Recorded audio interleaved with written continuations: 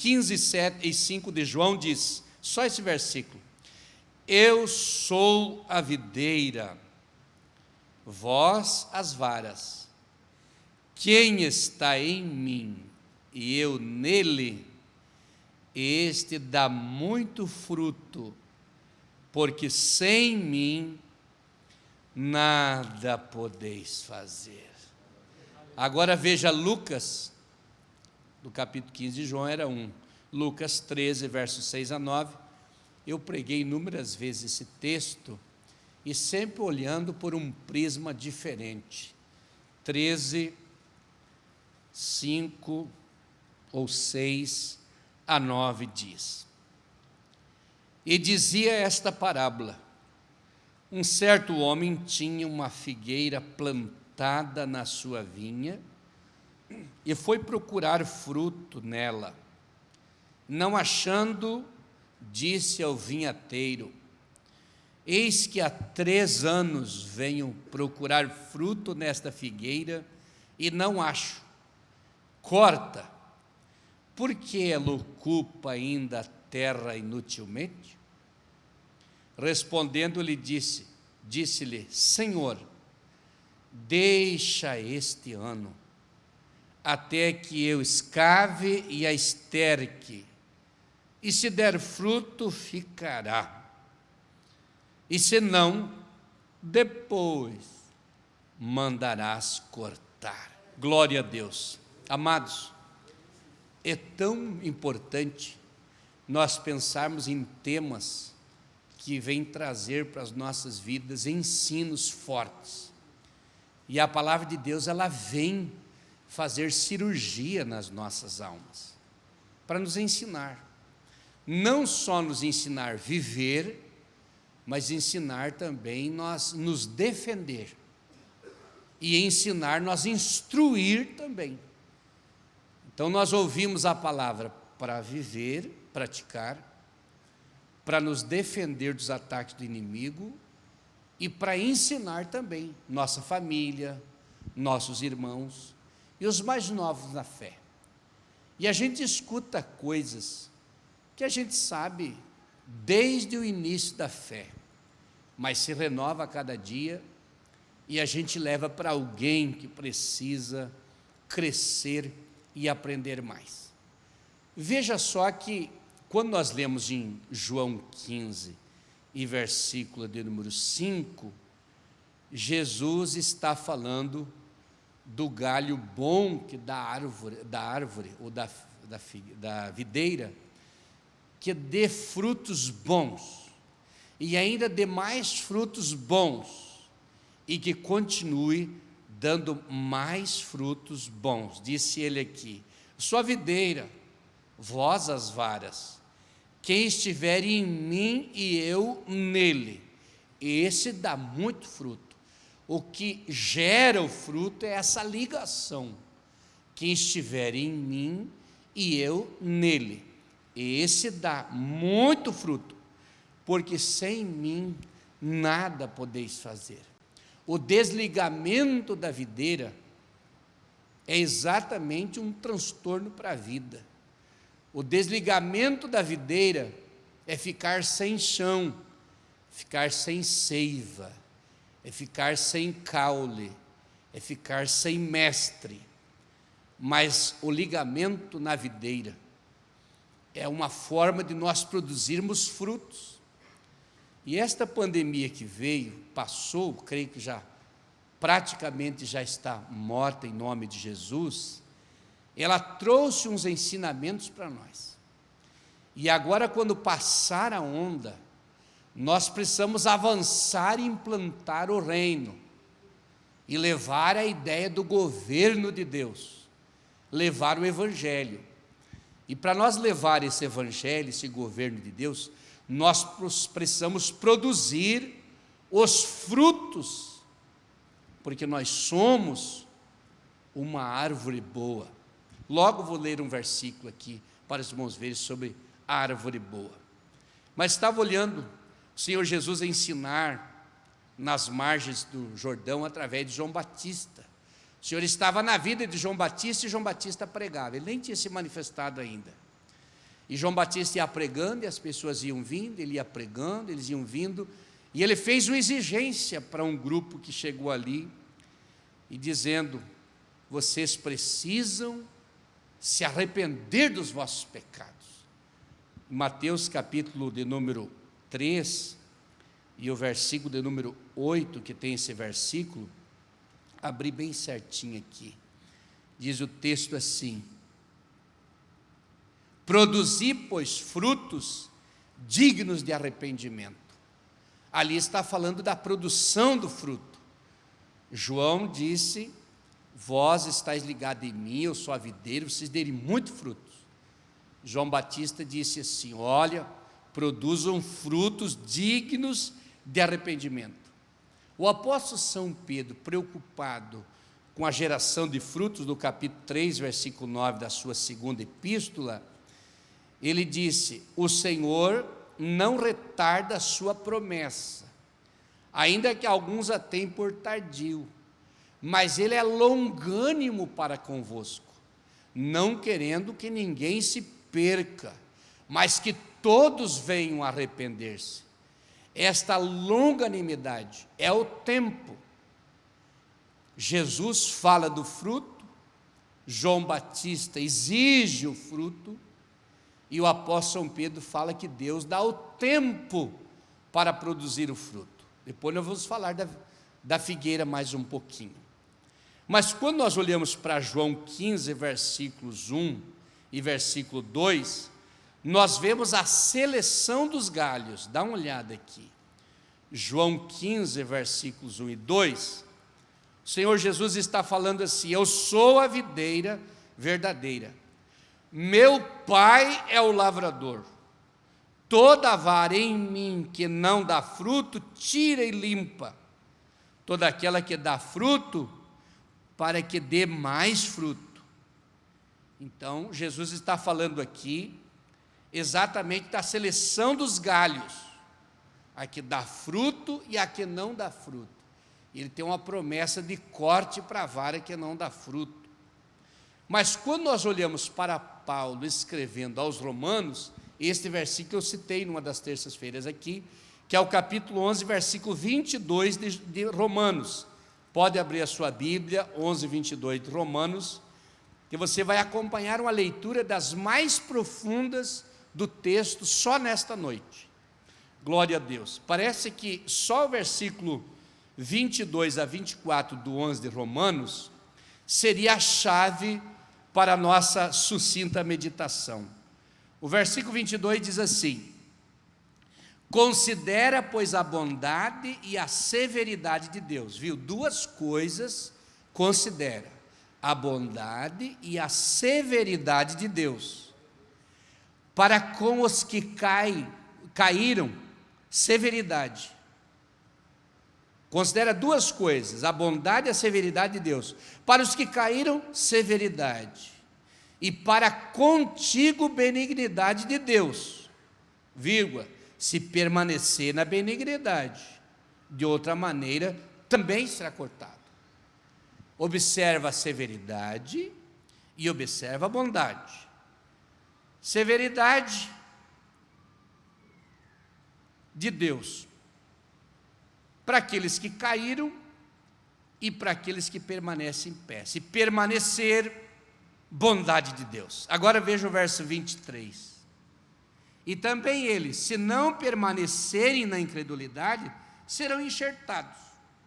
Aquele que não permanecer na incredulidade será enxertado, porque poderoso é Deus para tornar a enxertar. Daí vem o verso 24. Se tu, sendo cortado do natural zambujeiro, contra a natureza, enxertado na boa oliveira, quanto mais esses que são naturais serão enxertados na sua própria oliveira. O zambujeiro bravo, tirado de um contexto natural, enxertado na oliveira, ele vai produzir fruto. Nós precisamos pensar no resultado que Jesus espera da nossa vida como cristão. Jesus, quando estava ensinando os discípulos, ele deu a entender que não era difícil conhecer ou identificar o galho bom e o galho ruim, a árvore boa e a árvore má. Lucas, capítulo 6, e versículo 43, acompanha na sua Bíblia, porque é muito profundo esse texto, eu vou falar bem pouquinho aqui, para deixar na memória de todos nós nessa noite. Capítulo 6 de Lucas, e versículo de número 43, veja a profundidade do texto, como a palavra vai sendo clareada, para eu e você identificar pessoas e frutos e assim por diante. Verso 43 diz: porque não há boa árvore que dê mau fruto, nem má árvore que dê bom fruto. Jesus está falando, não tem uma árvore boa que dê mau fruto, mas não tem uma árvore má que dê bom fruto. Verso 14, porque cada árvore se conhece pelo seu próprio fruto, pois não se colhem figos dos espinheiros, nem se vindimam uvas dos abrolhos. Depois do 45, só para uma complementação, o homem bom, do bom tesouro do seu coração tira o bem, e o homem mau, do mau tesouro do seu coração tira o mal, porque da abundância do seu coração fala a boca. Veja só, está sendo diferenciado ali. Depois fala de duas fontes e assim por diante. E você, irmão, irmã, não vai ter dificuldade de identificar fontes boas e más, águas doces e salgadas, e nem frutos bons e frutos maus. Eles não se colhe figo dos abrolhos, mas também não se colhe uva dos espinheiros. Daí depois, nós olhando para os textos bíblicos, nós pensamos, nós estamos nesse mundo para cumprir um propósito de Deus. E se eu estou nesse propósito de Deus, eu preciso entender os frutos que um cristão com propósito produz e os frutos que uma pessoa, um cristão sem propósito, também produz. Veja Gálatas 5 e o versículo 22 e 23, esse texto também é um texto muito produtivo para as nossas vidas, que às vezes a gente lê, mas não presta bem atenção. Gálatas 5, vou ler desde o versículo 16, que o texto diz assim: digo, porém, Gálatas 5,16, andai em espírito, e não cumprireis a concupiscência da carne, porque a carne cobiça contra o espírito, e o espírito contra a carne, e estes opõem-se um ao outro, para que não façais o que quereis. Mas se sois guiados pelo Espírito, não estáis debaixo da lei, porque as obras da carne são manifestas, as quais são prostituição, impureza, lascívia, idolatria, feitiçaria, inimizades, porfias, emulações, iras, pelejas, dissensões, heresias, invejas, homicídios, bebedices, glutonarias e coisas semelhantes a estas, acerca das quais vos declaro, como já antes vos disse, que os que cometem tais coisas não herdarão o reino de Deus. Verso 22, mas o fruto do Espírito é amor, gozo, paz, longanimidade, benignidade, bondade, fé, mansidão, temperança. Contra essas coisas não há lei. E os que são de Cristo crucificaram a carne com as suas paixões e concupiscências. Se vivermos no Espírito, andemos também no Espírito. Não sejamos cobiçosos de vanglórias, irritando-nos uns aos outros e invejando-nos uns aos outros. Precisamos evidenciar frutos. E nós só iremos evidenciar os frutos do propósito com a nossa vida diária.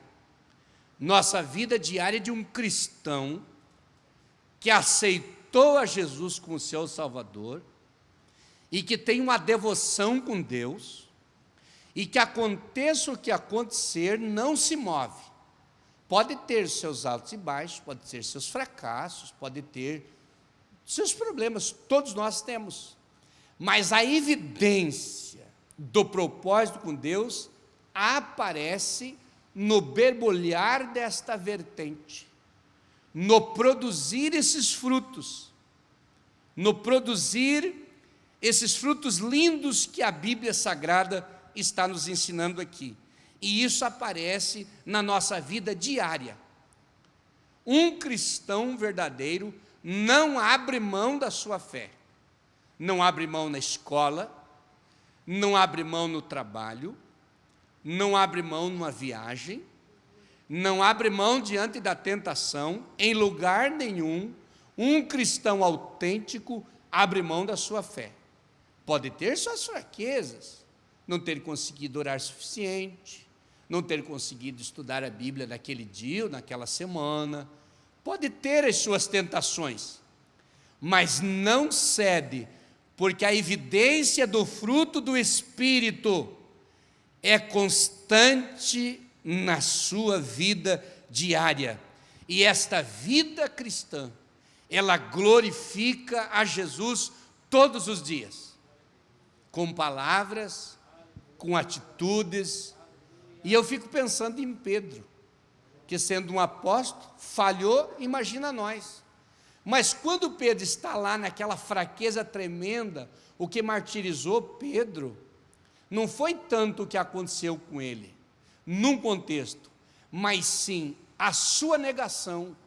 Quando ele viu que caiu no estado de covardia, negou seu mestre, ele entrou num pânico espiritual, porque ele pensou: eu que defendia, eu que puxei a espada, estava disposto a brigar, derramar sangue por amor a ele. Eu fui negar covardemente, e isso consumiu Pedro, jogou ele para baixo, jogou ele no chão. Só que Jesus é tão bom e viu que Pedro tinha um propósito com ele. E viu assim, olhou assim: você está fraco, mas tu me amas. Você está quebradinho, mas você é convertido. Você fez um monte de coisa errada, mas você quer consertar. Olha o que tu fez, Pedro. Mas a situação que você se encontra, na humildade do arrependimento, eu vou te dar uma oportunidade. E fez 3 perguntas. Pedro, tu me amas? Sim, Senhor, eu te amo. Jesus deu um tempo e depois perguntou de novo: Pedro, tu me amas? Sim, Senhor. Tu sabes que eu te amo. Tu sabes. E perguntou a 3ª vez: Pedro, tu me amas? Daí ele disse: tu sabe tudo.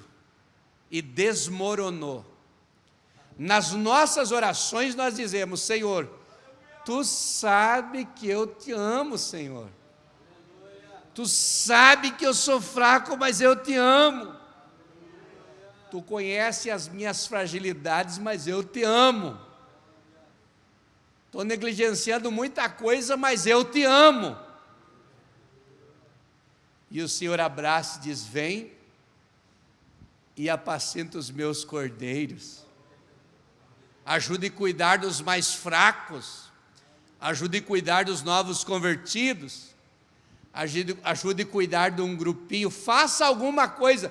Dê um fruto. Se você realmente me ama, vem. e apacenta os meus cordeiros.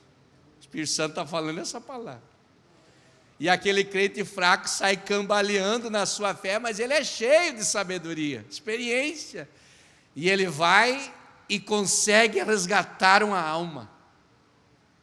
E ele vai e traz alguém no ombro para a igreja, porque a sua alegria, ele quer passar para outro aquela alegria, glória a Deus. Xalabachuri Candaraia. O Espírito Santo está enchendo o teu coração de alegria agora. Se você me ama, apacenta os meus cordeiros. Se você me ama, Jesus está falando. Se tu ama, existe alguém esperando pela tua atitude. Pedro sabia que tinha 3.000 almas. Pedro sabia que teria conversões na sua pregação. Pedro sabia que seria o homem mais eloquente do momento naquela mensagem, que ninguém suportou, todos aceitaram a Jesus. Mas Jesus, que conhece o ontem, o hoje e o amanhã, produzir, pois, frutos dignos de arrependimento. João Batista parece que estava olhando para aquelas pessoas, dizendo: gente, produz o fruto de arrependimento. Eu estou só preparando o caminho. Ele estava preparando o caminho da vida de Jesus. Agora Jesus diz: olha, aquele que dá fruto, vai dar muito mais frutos, porque sem mim não podeis fazer nada, é a ligação comigo. Depois Jesus ensina os discípulos: olha, você preste atenção na atitude. Preste atenção em Pedro. Pedro errou, mas você não vê um Pedro orgulhoso, carnal, desviado, orgulhoso. Pedro errou, mas tu vê um Pedro quebrado. Tu vê um Pedro humilhado. Tu vê um Pedro em lágrimas. Tu vê um Pedro arrependido e disposto a ouvir o seu mestre. Levante a mão direita para os céus.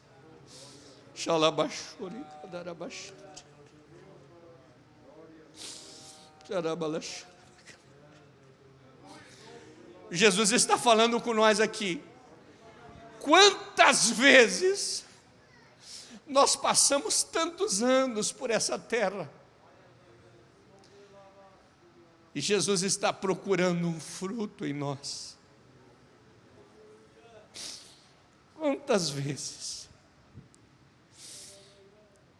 Quantos anos a figueirinha teve? 3 anos. 4 anos. Glória a Deus, o homem veio num dia. O ano que vem ele vem de novo. O ano que vem ele volta de novo. Mas chegou o último ano, e o homem que cuidava disse: ainda não é hora de cortar. Dá mais um tempo que eu trabalho nessa árvore. Dá mais um tempo que eu acho que a falha está em mim. Eu vou podar a árvore e adubar o pé da árvore. E o ano que vem estará dando fruto. Mas eu passei o primeiro ano, não deu nada. Segundo ano não deu nada. O terceiro ano não deu nada. É hora de cortar. De segura. Será que o vinhateiro não correu na mão daquele homem, segurou e disse: não corte, não corte, não corte, não corte, não corte, não corte. Dá um tempo, dá um tempo. Mas é uma árvore linda. Ela está no meio dos parreirais. Mas os parreirais têm uma altura padrão, e ela se sobressaiu linda. Bastante folhagens. Para olhar de longe parece que está cheio de fruto. Mas é só aparência. Vai lá debaixo da árvore olhar. Não tem nada. Mas o ano que vem vai dar fruto. Não podemos sufocar a presença do Espírito Santo, irmãos. Precisamos abrir o coração para Deus, porque o diabo quer que nós derrame em fracasso, o diabo quer que nós derrame em miséria, que nós derrame em desespero, em pânico, e permaneça sem fruto. Mas Jesus está chegando para abraçar e dizer: tu me amas? Se tu me amas, então vem junto. Vem junto. Vem junto, porque daqui um pouco eu tenho mais uma profecia, e ele falou lá na frente: estou convosco todos os dias até a consumação do século. Onde estiver 2 ou 3 reunidos no meu nome, estou no meio. E ele foi prometendo e se fazendo presente. E disse que onde eles iam, o Senhor ia cooperando com eles. O Senhor ia cumprindo a palavra. E Deus vai cumprir a palavra. Chegou a hora da oração. Vai cumprir a palavra na sua vida. Eu sinto que Deus hoje decidiu dar a vitória para alguém.